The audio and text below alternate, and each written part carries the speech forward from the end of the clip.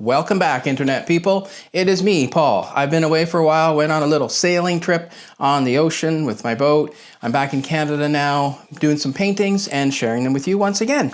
So today we are going to learn how to paint this pelican. This one right here. That one, that pelican. We're going to paint this pelican today. Can you see it? You can see the pelican. Enough of that.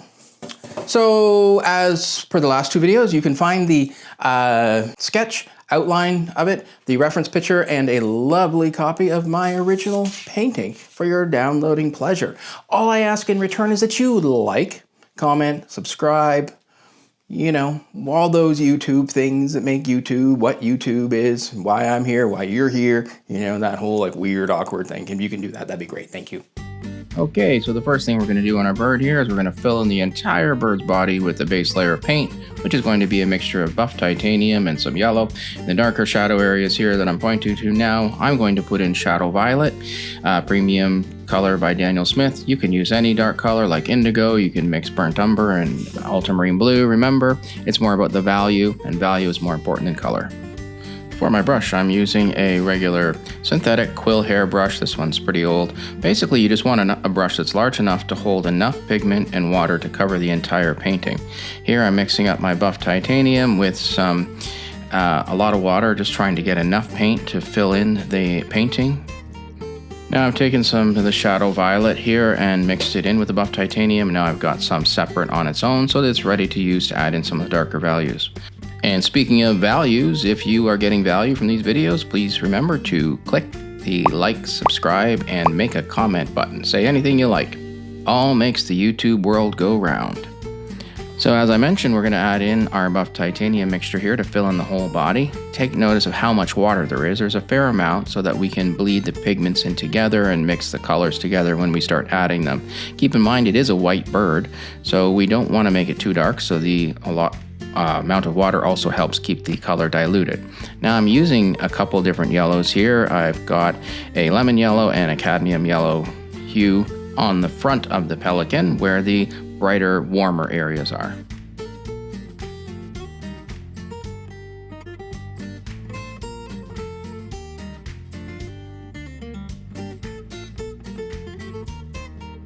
Now I'm going to grab a small number 1 brush just to take some of that excess pigment and water that we had on there and flick out some of these little feathers that feather out on the back of the bird's head. Now we're going to continue on filling in the body part of the bird here. Keep in mind, try to use a lot of water, you know, enough. You want it to be able to stay wet so that we can add in the darker pigments once we get it all on.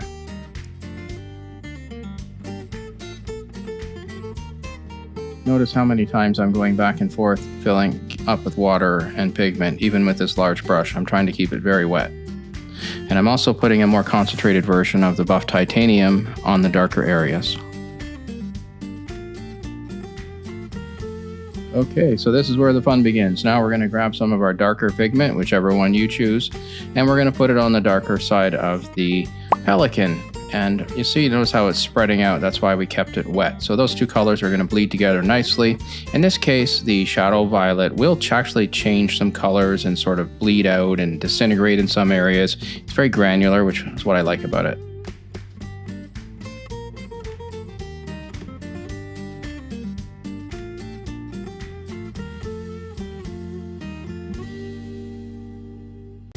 Now we can start adding in more concentrated versions of our dark pigment. You'll see here how much darker it is. And you'll also notice that I do go back after and hit the edges with some clean water quite often. And I do that throughout the painting, and that's to keep the edges soft. I'm trying to avoid hard edges in this. It's more of a realistic style painting that I made, and you know, to get that, it does have less watermarks in it that you'll see in some of my paintings, and sometimes I just feel like keeping things soft and smooth. Another thing you'll notice is that I've switched to a smaller brush here, and with that I've basically just picked up like a really concentrated version of the pigment, putting in some more darker areas and just having a bit more control with it. Don't be afraid to use more than one brush, different sizes for different areas.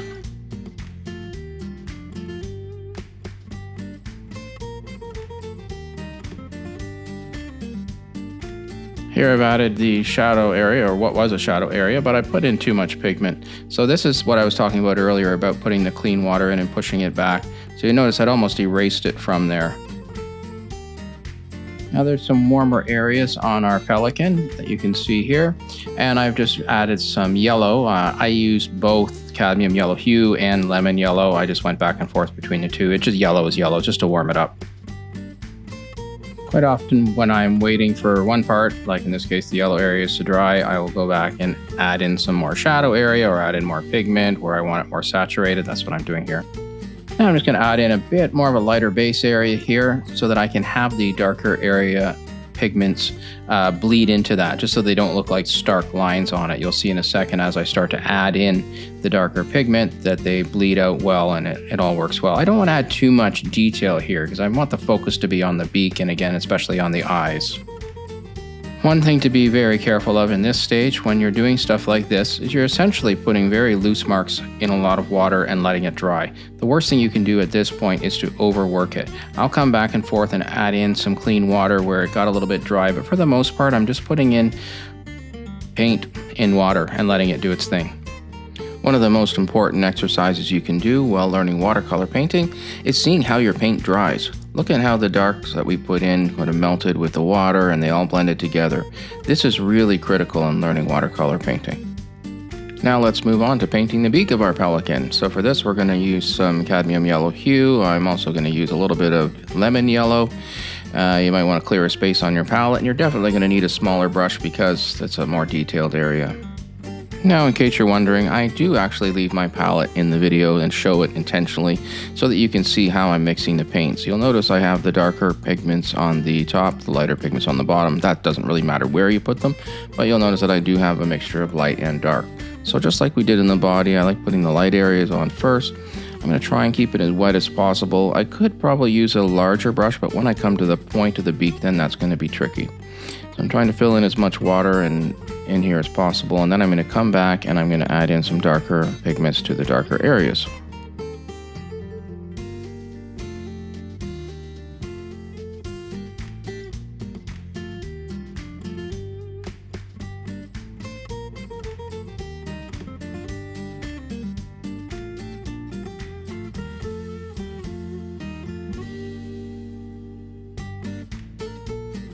While that base layer is still wet, I'm going to grab some burnt sienna and some burnt umber and start to prepare some pigment for the shadow area of the beak and get it in there while it's still wet. You could use quinacridone gold instead of burnt sienna if you like. It'll add a bit more vibrance and punch to your painting. Now, while I am filling in the shadow area here, take note on the reference picture. You'll see some of these darker lines where the beak kind of overlaps, where the flaps are. Remember, this beak opens up quite large, so there's going to be some shadow areas where those flaps are there. And to make those shadow areas, I'm going to add in some burnt umber and mix it with a little bit of Payne's Gray. You could use neutral tint, or you could add in some ultramarine blue, anything to make a near black color, or essentially black color.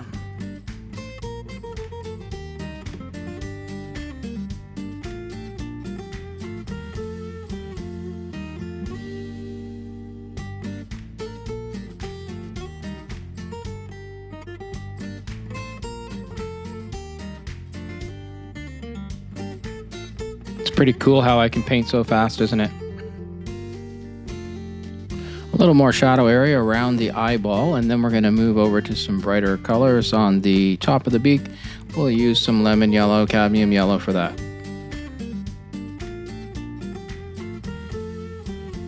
Before we move on to the bright lemon yellow, I'm going to just darken this eye area up a bit more and warm it up a bit with some cadmium orange that I'm going to mix in with cadmium yellow hue. And put that in, then we'll move on to the brighter color.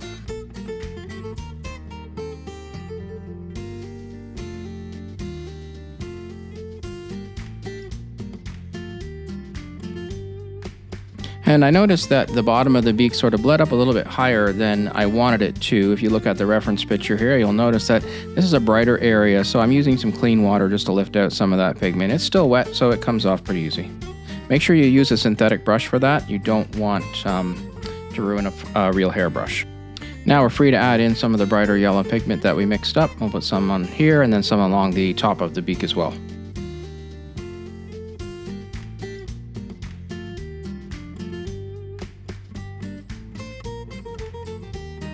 Now we need some more shadow area in the bottom back part of the beak. For that, I'm going to use some quinacridone gold. I'm going to dab it into like basically wet water here, or a wet area. And then I'm going to use some of the darker shadow pigment that we mixed up earlier in the very back corner.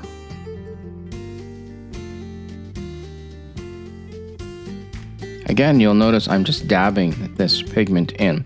So you don't want a lot of water on the pigment when you pick it up. You ideally want it wet and tacky, and you're just dabbing it into a wet area, and it's going to spread out and bleed around. Now I'm just going to take a little bit of that pigment and put it up here in the corner of the eye, but I'm going to need some water to bleed that out because it was starting off as dry pigment in a dry area. So now I'm just rubbing some water in there, bleeding it out.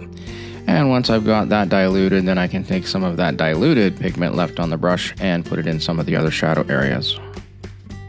And once you know that the shadow area near the top is dry enough that it won't bleed in, go ahead and put in the rest of the yellow on the top of the beak.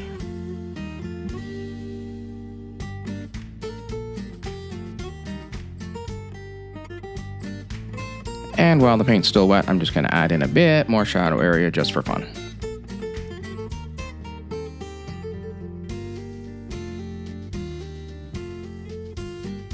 And now it's time to start adding in some of the finer details, such as the eye. It's important to take a look at some of these areas around here where we see the different shades and values and shadows and lights and darks. It's a very small area with a lot of really important details. Just like everything else, I'm going to add in a base color. I'm using a mix of quinacridone gold and cadmium yellow hue. Now, using a small brush, I'm just being very careful to go slow. I've got a fair bit of water here, but I'm just being careful on defining where this edge of the iris is, or the inside, or the yellow part of the eye.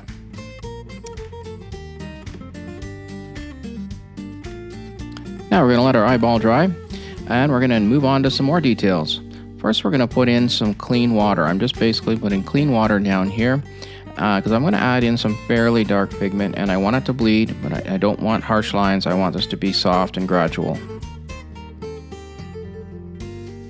Now let's grab some of our dark pigment and start dabbing it in there. You'll notice once we hit the edge where I put the water, I made a sharp line along here in the shadow area. So you'll notice that it's just bleeding down and not bleeding up. That's because there isn't any water up at the top. Now you could leave it like this, but I'm going to come back and hit it with some water underneath just to blend it a bit more.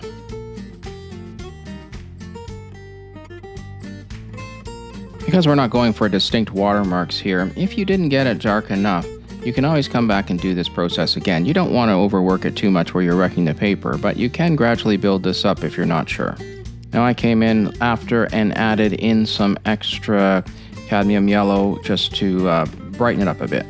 It's a fairly opaque pigment, so it works well for that.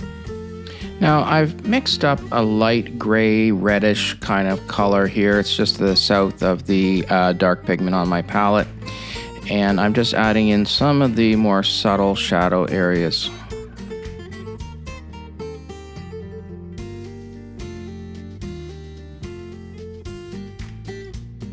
And the beak of the pelican is kind of saggy, so it has some wrinkles in it. So I'm going to try and put these in. Mine, I think the paint was still a bit too wet because it bled out so much and didn't keep the straighter line that I wanted. And once that area is dry enough, we can move up to the next area here. I'm just going to put some clean water down carefully along the edge so that it doesn't bleed into the next part below. And I'm going to add in my quinacridone gold and cadmium yellow hue mix. We are essentially repeating the same process that we did underneath below. We don't really need to add too much of the darker pigment because it's already there.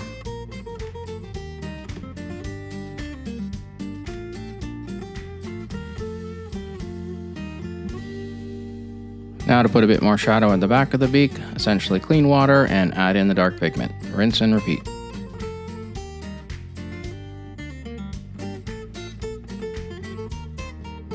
Once you've got enough pigment in there, you can take some clean water and spread it down and push it around to get it how you like it.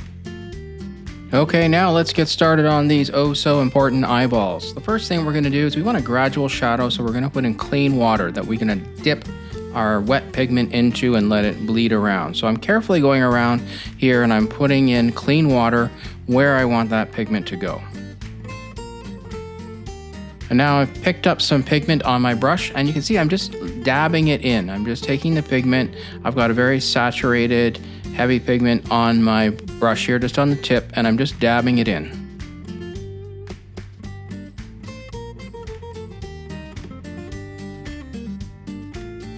And now that I've got that pigment on, I'm going to take some more clean water, and now I'm just using that to pull down, just to sort of darken it at the top here and at the side where I want that darker area.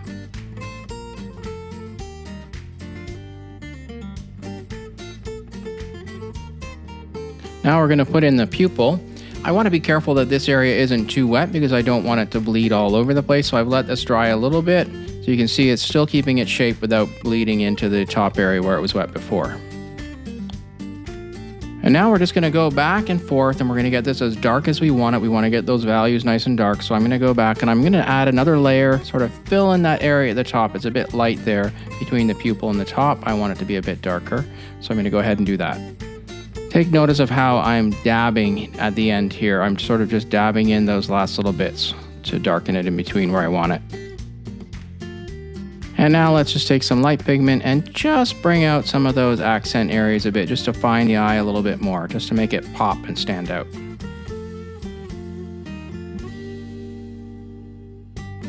And that's it. We are done. Now we can go through and take a look at our Pelican here and see any areas where, hey, maybe I want to make this a bit darker or a bit lighter. Use your best judgment. Look at the reference picture. See how you like it. I mean, you could stop here and leave it here. I quite like this. And in fact, I think I probably would have preferred to have left my painting here without adding in the extra dark area. I'm just showing it to you because, well, that's what I did on the painting.